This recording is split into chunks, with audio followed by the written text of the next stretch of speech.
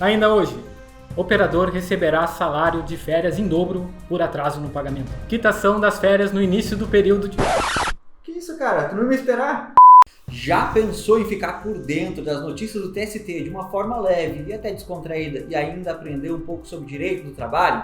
Então, essa é a proposta do nosso novo quadro, o Caso a Caso. E nesse episódio nós vamos bater um papo sobre algumas notícias que saíram no TST no mês de março. E nós vamos falar um pouco sobre o atraso no pagamento das férias e a sua remuneração em dobro. Vamos falar também do reconhecimento de uma atividade perigosa que é passível de adicional de... Isso, e o recebimento de adicional de periculosidade.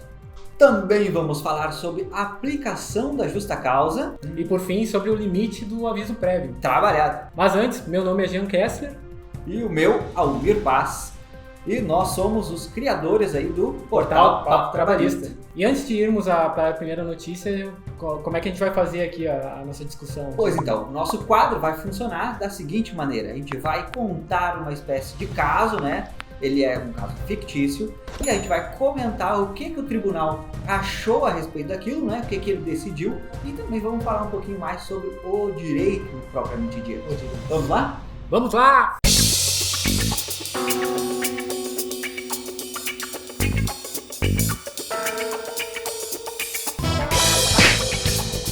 Imagine a seguinte situação, digamos aí, vamos imaginar um funcionário, e vamos botar o nome dele de Rodolfo? Né? Rodolfo. Bom, digamos aí que o Rodolfo está naqueles dias mais felizes da relação dele com a empresa, né? Que é aqueles dias que ele vai sair de férias. Eu gosto disso, né? O trabalhador, quando sai de férias, além de sair de férias, trabalhar, né? E receber sem precisar trabalhar, ele também recebe as férias de forma antecipada. É isso que diz a nossa CLT, tem que pagar com 2 dias de antecedência. E para não ficar ainda, né, tão ruim assim para ele, além de sair, né, de férias e já receber o salário antecipado, ainda é previsto na nossa Constituição Federal um adicional de 1/3. Ou seja, que situação melhor do que essa, de que não trabalhar, receber antecipado e ainda receber a mais? Então, por isso que é reconhecido, né, como o momento mais feliz da relação do trabalhador com a empresa, que é o momento que ele vai sair de férias. Onde é que eu assino? É basicamente isso, não quer que não quer isso, né? Mas com relação ao nosso funcionário aqui, o Rodolfo, aconteceu um imprevisto. Apesar de ter saído de férias e ter recebido o adicional de 1/3 de forma antecipada, o salário, a remuneração, só foi paga, né, realmente no dia normal de pagamento dos salários, ou seja, lá no 5º dia útil do mês. E aí, será que existe uma penalidade por não observar esse prazo? Se existe ou não, fato é que é bem complicado, né? Ainda mais se tu vai planejar uma viagem. Pra onde é que tu viajaria agora nessa pandemia? Hoje em dia, em março de 2021, ninguém vai pro lugar nenhum. Até que morrer. A verdade é que se o trabalhador não recebe as férias no momento que sai de férias, basicamente se considera que o objetivo das próprias férias, que é poder usufruir desse momento para descansar, se ressocializar, né, ele acaba frustrado, porque ele não recebeu esse valor antecipado. De nada adianta sair de férias porque não tem dinheiro para poder usufruir as férias, não é mesmo? E foi justamente em razão disso que a nossa jurisprudência, né, aquele entendimento majoritário dos tribunais, indica que sim, deve ser aplicada uma penalidade para o atraso no pagamento, apesar de a CLT não ter essa previsão expressa. Então eles fizeram aí uma construção jurisprudencial e acabaram editando a súmula 450 do TST, que diz que sim, vai ser pago, então vai ser devido a esse trabalhador a multa, né, da dobra de férias, que é prevista só para a concessão das férias fora do período concessivo. Entendeu? Não. E foi justamente a aplicação dessa súmula que a 6ª turma do TST acabou aplicando, decidindo, né? Eles concluíram que era devido sim o pagamento da dobra de férias em razão do salário que foi pago em atraso nessa situação. Espera aí, acho que nós estamos aí com o nosso correspondente externo que vai comentar aí a notícia mais um pouco para nós.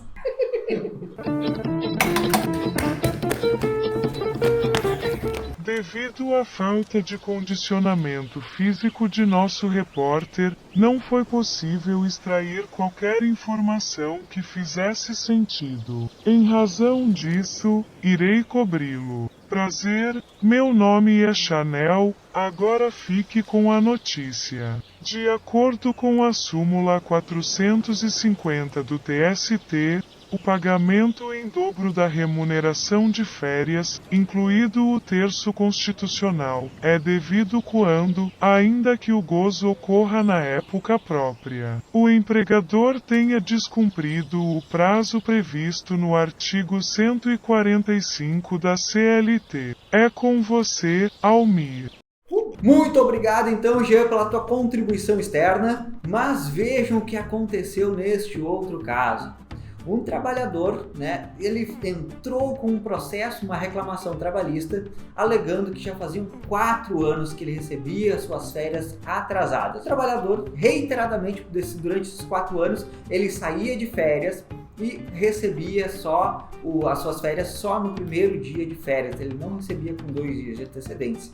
E vejam o que o nosso tribunal acabou decidindo a respeito. O juiz de primeiro grau, que é o primeiro juiz a analisar o processo, decidiu pela aplicação sim da súmula 450, como a gente mencionou há pouco tempo atrás. E aplicou a súmula 450 sobre a totalidade da remuneração, tendo em vista que foi pago em atraso, 2 dias de atraso. Já o segundo grau, o TRT de São Paulo, decidiu que sim, deveria ser aplicada a multa da dobra, mas não sobre a totalidade do salário. Deveria ser aplicado somente sobre os 2 dias que ficaram em atraso. Por outro lado, o nosso TST, de certa forma até inovadora, disse que não, nessa situação, não deveria ser aplicada a súmula 450, porque apenas 2 dias de atraso seria um atraso ínfimo, e isso poderia trazer um efeito prejudicial, afastaria do objetivo da norma aplicar a súmula 450 só por causa de 2 dias de atraso.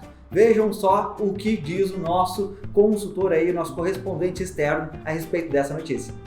A edição da súmula 450 se baseou em precedentes que tratavam apenas do pagamento após as férias, situação que frustrava seu gozo adequado sem o aporte econômico. No caso, o que se verifica é que a praxe da empresa era a do pagamento das férias coincidindo com o seu início, hipótese que, além de não trazer prejuízo ao trabalhador, acarretaria enriquecimento ilícito se sancionada com o pagamento em dobro, sem norma legal específica previsora da sanção. É com você, Almir. Mais uma vez, então, muito obrigado, Jean, pela tua contribuição externa. E o que a gente recomenda nessas situações? Tendo em vista essa decisão de forma até mesmo inovadora do TST, a gente avisa, a gente recomenda que todos os profissionais que aplicam a legislação trabalhista observem isso com muito cuidado, porque ainda assim está em vigor a súmula 450 e essa exceção foi um caso muito específico, então, com relação ao atraso de apenas 2 dias. Dando uma interrompida aqui no nosso vídeo para te avisar que se tu quiser um material, um conteúdo mais profundo sobre a origem da súmula 450, deixa aqui nos comentários. Quero o vídeo da súmula 450 que a gente vai fazer ele com o maior prazer. Um abraço. Vamos para a nossa próxima notícia. Imagine a seguinte situação. O funcionário Bruce Wayne, motorista de ônibus, ele realizava sua jornada normalmente, só que no meio dessa atividade, no dia a dia, ele precisava realizar o abastecimento desse veículo, o abastecimento do ônibus, pelo menos 3 vezes ao dia. De acordo com ele, essa atividade, esse tempo gasto para fazer o abastecimento, acontecia 3 vezes ao dia e cada vez ele tinha que ficar 25 minutos exposto àquele ambiente, que é um ambiente perigoso. E apesar dele não realizar o abastecimento propriamente, haver um outro funcionário realizando isso, esse outro funcionário que realizava o abastecimento recebia adicional de periculosidade, mas ele, apesar de estar ali, acabava não recebendo. Ele não achava isso justo porque ele sim estava exposto ao mesmo risco que aquele funcionário que estava abastecendo, não é mesmo? Afinal de contas, estava no mesmo ambiente. Pois é, mas é meio, bem discutível, né? Não, mas se o nome do cara é Bruce Wayne, esse ônibus ele já não é um ônibus qualquer, tá ligado? É um ônibus comum, não é um pinga-pinga, sabe? Verdade, tem que verificar o histórico do funcionário, né? Exatamente. Né? Bate ônibus. Mas certo é que a NR16, que é a norma regulamentadora número 16, estabelece que trabalhadores que estão executando sua atividade em áreas de risco devem sim receber periculosidade em 30%. E foi com base nessa redação da NR16 que ele ajuizou uma ação buscando então o reconhecimento da sua atividade, né, tendo em vista que isso era habitual e acontecia aí pelo menos 3 vezes ao dia por pelo menos 25 minutos. E também tem o cheiro da gasolina, né? Eu particularmente eu gosto, faz tempo que eu não... Também sou. Mas 3 vezes ao dia, 25 minutos. Provavelmente o que aconteceria, né? Provavelmente ele tinha que ficar aguardando outros ônibus em fila para abastecer. Por isso que eu acho que demorava tanto. Mas se porque o tanque de um ônibus acho que não demora 25 minutos para encher. Mas aí ele estava ali esperando para o abastecimento, mas estava na área de risco também, né? Sim. Se eu fosse empregador, eu pagaria um salgado, um refri, pra ele esperar dentro do posto. Né? Talvez seja por isso que tu não é empregador. Então, o juiz de primeiro grau acabou julgando improcedente a ação, porque dizia que ele não executava propriamente a atividade de abastecimento, que é a atividade perigosa nesse momento.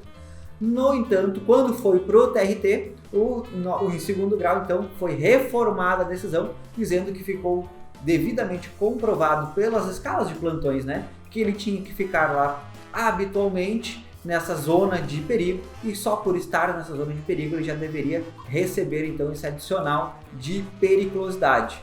No entanto, quando esse processo chegou no TST, houve uma nova reviravolta. Então vamos de novo com o nosso consultor externo para trazer maiores notícias. Vai lá? O relator explicou que o TST, ao enfrentar a questão, concluiu que o adicional de periculosidade não é devido ao empregado que apenas acompanha o abastecimento de veículo, pois essa situação não configura contato direto com inflamáveis em condições de risco acentuado. Miau. Mais uma vez, muito obrigado, Jean, pela tua contribuição. E vejam, né, quantas reviravoltas pode acontecer dentro de um processo. Vamos para a próxima notícia, então? Vamos lá, é contigo. Ok. Imagine, então, a seguinte situação. Clark Kent era um mago dos baralhos. A sua técnica e a sua sorte era invejável. O Clark Kent é o mago dos baralhos. Imagine, então, a seguinte situação. Clark Kent era conhecido como um mago dos baralhos. Sua técnica e a sorte era invejável e ele era reconhecido pelos seus colegas de trabalho porque ganhava praticamente todos os campeonatos de jogo de cartas que faziam nos intervalos e também ao final do expediente quando encerravam todas as suas atividades. Ocorre que, em uma supervisão de rotina, Clark foi surpreendido jogando cartas durante o expediente com outros 3 funcionários e, em razão disso, foi desligado por justa causa. Peraí, o Clark Kent, ele foi surpreendido, né? Surpreendido. Por como é que é? Uma supervisão. Uma supervisão. Que não era dele. Não. Clark, então, achando injusta essa justa causa, ajuizou uma ação para rever essa justa causa, porque ele entendia que o jogo de baralho durante o expediente, depois que encerrava todas as atividades, era um costume e era tolerado pela empresa. Em primeiro e segundo grau, a ação foi julgada improcedente e o tribunal ainda até ressaltou que filmagens demonstravam que eles tinham improvisado uma mesa e assentos e quando foram surpreendidos, eles tentaram esconder o jogo, demonstrando que aquela prática não era reconhecida como regular, como legal pela empresa. E quando chegou no TST, vejam só com o nosso consultor externo o que foi decidido. Jean, tá aí?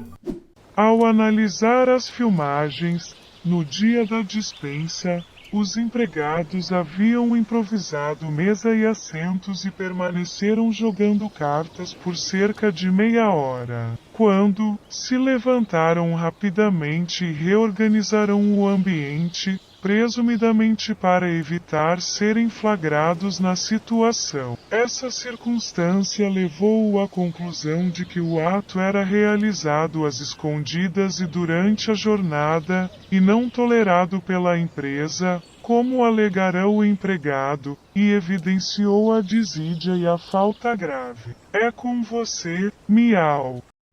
Muito obrigado pela tua ajuda, pela tua contribuição, Jean, novamente. E vejam como é importante, né, essa reação da empresa para demonstrar que uma situação, principalmente na aplicação da justa causa, né, que deve ser observado muito as regras básicas da justa causa. A gente já tem até alguns vídeos, acho, por aqui no canal a respeito disso, né? E é importante realmente... mas eu só queria te interromper. Eu já passei por uma situação parecida. Ah, é? Sim, só que não era mesa, era mais classe. Juntamos as classes, jogamos um jogo muito conhecido aqui no Sul, né? Que é o truco, né? Ah, daí, truco, retruco, vale 4, a professora separou as classes e acabou a brincadeira. E quantos anos tu tinha nessa época? Eu tinha 18. Eu achando que ele ia dizer 12, 13. Não, tem 18. Mas então, voltando, né? Vejam como é importante a empresa demonstrar aí que há uma reprovação na conduta, né, que foi considerada irregular desde cedo, né? Se a empresa não tomasse nenhuma atitude e deixasse que isso acontecesse regularmente dentro da empresa, né, se não houvesse essas filmagens demonstrando que aquela conduta não era repudiada pela empresa, talvez a situação poderia terminar de uma forma bem diferente. E agora vamos para a nossa última notícia. Empolgado, Jean? Empolgado.